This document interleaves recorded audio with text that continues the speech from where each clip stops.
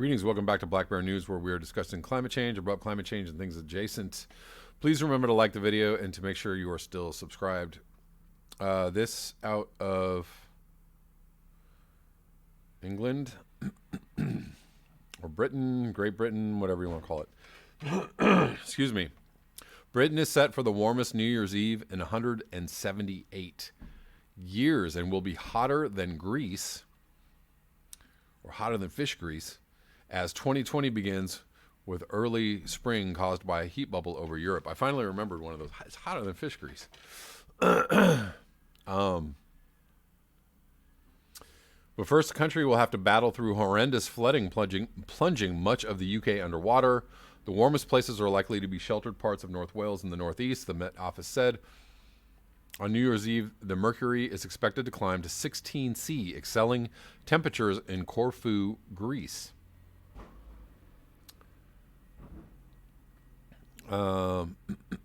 Excuse me. Quick maths. Make that what, 60 degrees? Britons will toast in 2020, basking in the warmest weather since 60 degrees Fahrenheit is what I was trying to get at. Basking in the warmest weather since 1841, thanks to a tropical plume blowing from the Atlantic.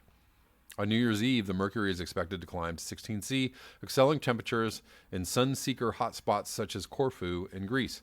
Revelers will also be buoyed by the forecast of calm and dry conditions, which will give the green light to the thousands of fireworks expected to be launched on Tuesday night. But first, the country will battle through torrential rain tipping on much of the UK, which has been partially submerged from flooding. Some 95 flood warnings remain in place for much of the south of England, and aerial pictures show roads and fields underwater. The Environment Agency said groundwater flooding is expected in parts of the south until December 31st, at least. Some properties will flood, and there will be travel disruption.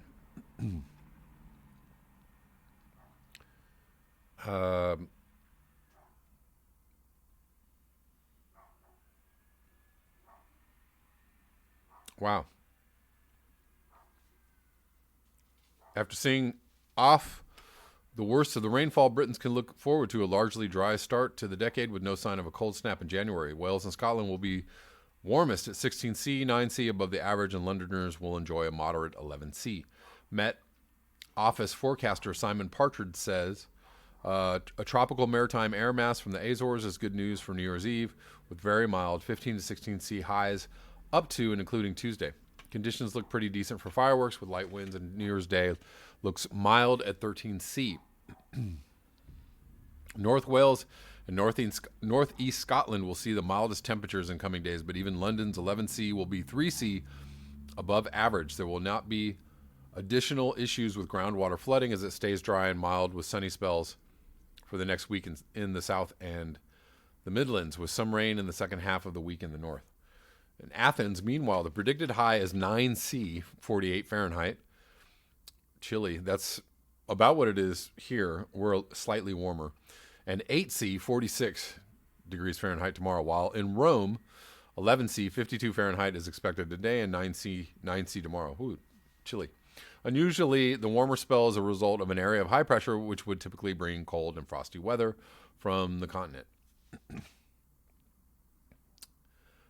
This time, however, it is trapping an area of cloud and mild air. Sunshine is likely to be limited, and some rain is in the forecast.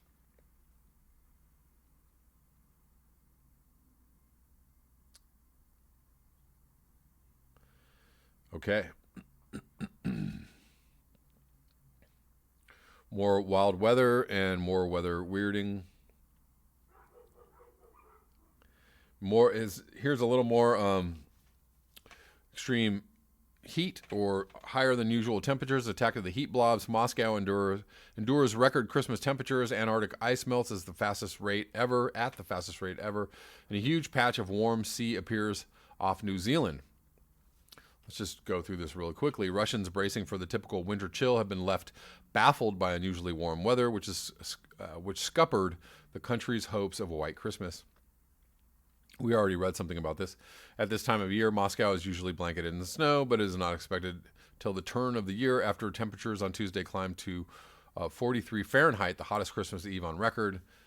Again, we already talked about this. Earlier this month, the capital was transformed into a winter wonderland as roads, buildings, and people were smothered with snowfall. But pictures over the festive period show revelers parading along the bare tarmac with a distinctively less seasonal feel. The jump in temperature comes amid a spike in the rate. Ice sheets are melting in the Antarctic, sparking environmentalists to pin the shift in weather patterns on global warming. And a hot patch of water spotted off the eastern coast of New Zealand has poured petrol on an already burning international row over climate change.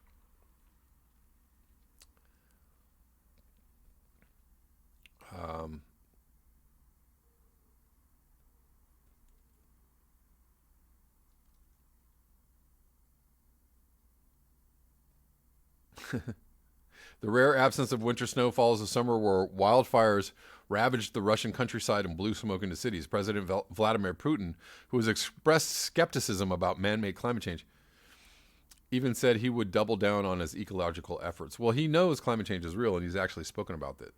So he's doing what every leader is doing, which is like, yes, it's a problem, but maybe it's not a problem. I don't know. At his end of the year press conference, he said, "We know that in the history of the Earth, there have been periods of warming and cooling. Climate is always changing. This might depend on the global processes in the universe." Sounds pretty scientific, Vlad. A small tilt of the Earth's axis and its orbit around the sun can lead to and have already led to very serious climate changes on Earth, which had dramatic consequences, good or bad. They were still dramatic, and it is happening again now. It is very difficult, if not impossible, to work out exactly how humankind affects climate change. But we cannot stay idle either. I agree with my colleagues. We should make our best efforts to prevent dramatic changes in the climate. Okay, what are you talking about?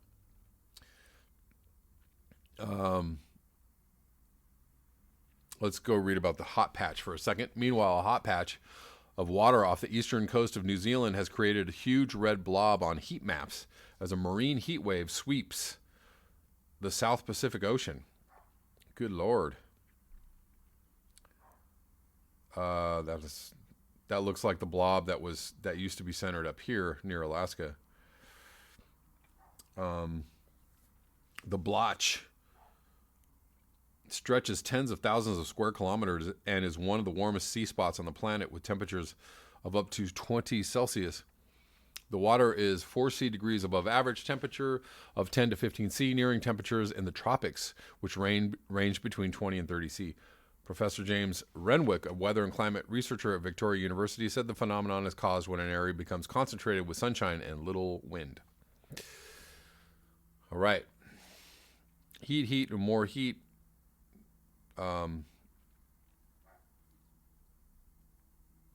In these warming times. Lastly, in this video, I want to read this article. Don't know if I'm going to read it all the way through. Yes, I will. It's not very long. This is from December 17th, 2019, from Counterpunch. Are the wealthiest Americans tired of winning yet? The obituaries for Paul Volcker, the former Federal Reserve Chair who died last Sunday at age 92, have been consistently echoing a truly heroic narrative between 1979 and 1987. As one prominent obit pronounced, Volcker's bold and sweeping interest rate hikes shocked the U.S. economy out of a cycle of inflation and malaise, and so set the stage for a generation of prosperity. But prosperity for who? Economist Gabriel Zucman has just delivered the most telling answer yet. In a special analysis prepared for the Washington Post's Greg Sargent, the University of California at Berkeley scholar, has compared current average American incomes in 6 different income ranges to average incomes at the start of every decade since 1970. Zuckman's income figures take into account both the taxes Americans pay federal and state governments and the transfers, everything from Social Security checks to veteran assistance that go from government to individual Americans. In other words, his new breakdown shows what Americans had left in their wallets after paying their taxes and pocketing their benefits. Some Americans, the new numbers show, had much more left than others, phenomenally more. For America's richest, the past half century could hardly have been more prosperous.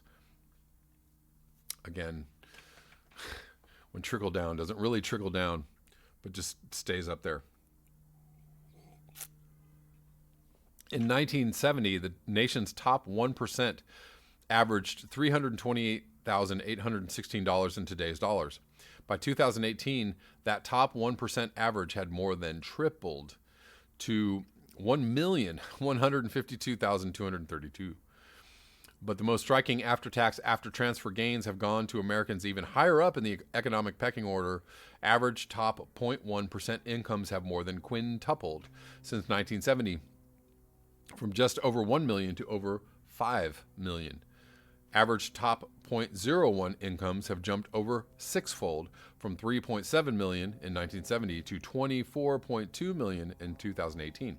In essence, Americans' very richest, the top 100th of our top 1%, have on average added about $427,000 to their incomes every year since 1970.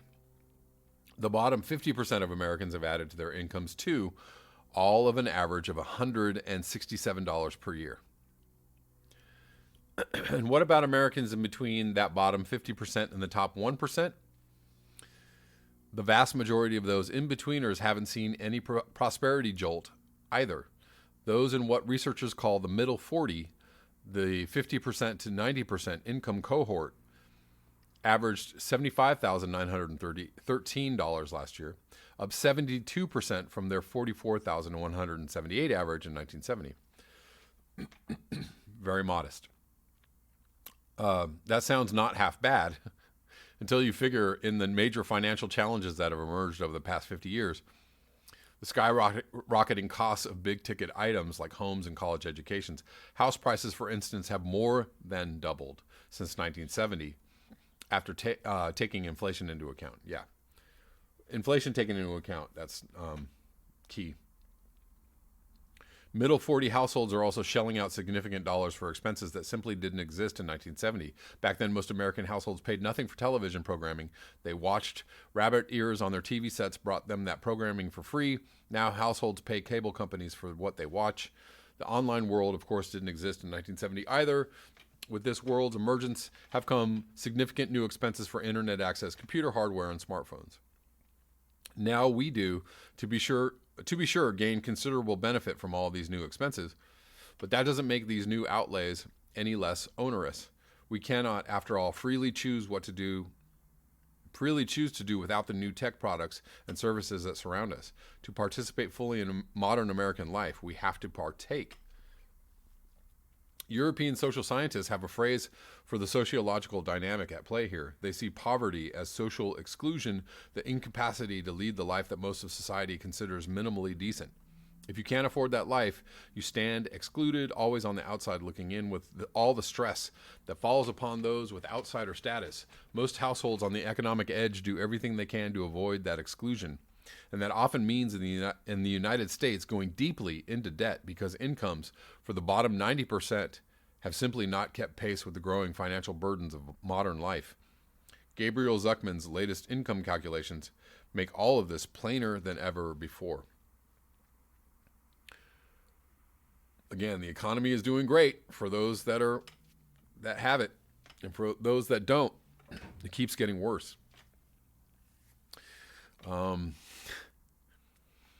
Why anybody votes Republican, I have no idea, because Republicans just continually lie to people about this stuff and try to tell people that government frugality or, economic restraint is, the way to go.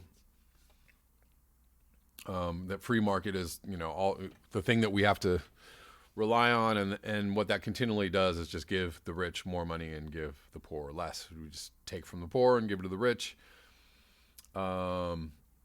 because we have slowly chipped away at the social services that have been in place for years since FDR, and now they're teetering, and they're not as effective as they used to be. And therefore, more and more people are losing out and becoming poor and becoming homeless. And Trump is just carrying this tradition on, and so are corporate Democrats, for that matter. The last Democratic presidencies have been all about, again, supporting those who have money and chipping away at those who do not. They are not helping the poor. So we need an absolute social movement, a great social movement to overturn this trend and go back towards the people, back towards helping the people. That's all I have for you today. Thank you so much for your eyes, your ears, and your conscience. If you would like to support this channel, you can do so at the links below. Until next time, peace.